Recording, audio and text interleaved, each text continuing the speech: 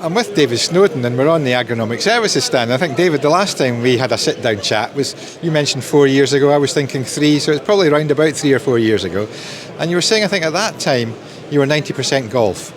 That's changed. Do you just want to talk to me a little bit about how that change has come about and what that change is? Scott, it's great to see you again, and it doesn't seem like 3 or 4 years, my goodness. But our business has grown and continues to grow, with my wife Jo Snowden looking after all the marketing side. But yes, golf has stayed steady, and the development of the sports turf, really from first working with Wayne Lombard at Wolves many years ago, and then we've filtered into Chelsea, Leicester, Arsenal, lots of other. Of course, so the start was at Wolves. That's what broke the ice for you, or opened the door rather. Very much so. And Wayne has been a wonderful ambassador, and we've worked very closely together for, I'd say, 10 years nearly.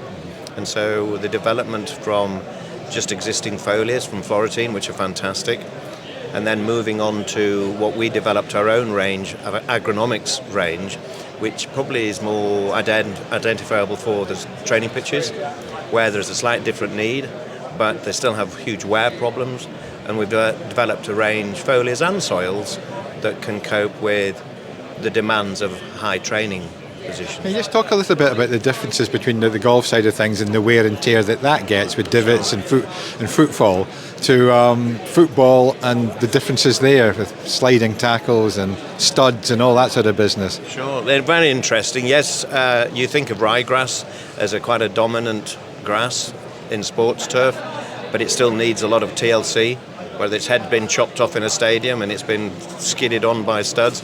And there again, you've got pitch marks on a golf green, still needing a good diet, and it's a nutritional diet. And we come across as the nutritionist, and Paul Burgess, who I work with at Chelsea now, he calls me his nutritionist. And so we create diets for the sports turf, just like the athletes are, and we produce a specific type of diet for the turf grass depending on its demand. And how long, obviously Paul Burgess hasn't been at Chelsea very long, but how quickly or what sort of length of time does it take to see some degree of improvement? Weeks. Just weeks? So I was instructed to obviously take soil analysis and tissue testing of all of these different places, and so each area pretty much has a different demand, yet we can pool together certain resources of nutrition for foliar feeding and then try and improve the efficiency of the growing medium, which takes time, but initial improvements can be seen very quickly with his expertise and some of my knowledge.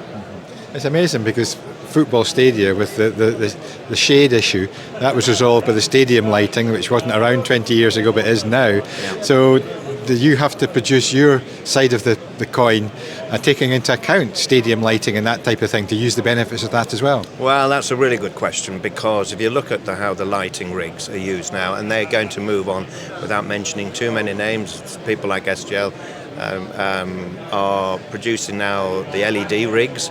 We produce specific nutritional products that help work alongside the actual lighting rigs. The grass wanting to photosynthesize and get sunlight, enough sunlight, and as you say, the stadiums don't produce it.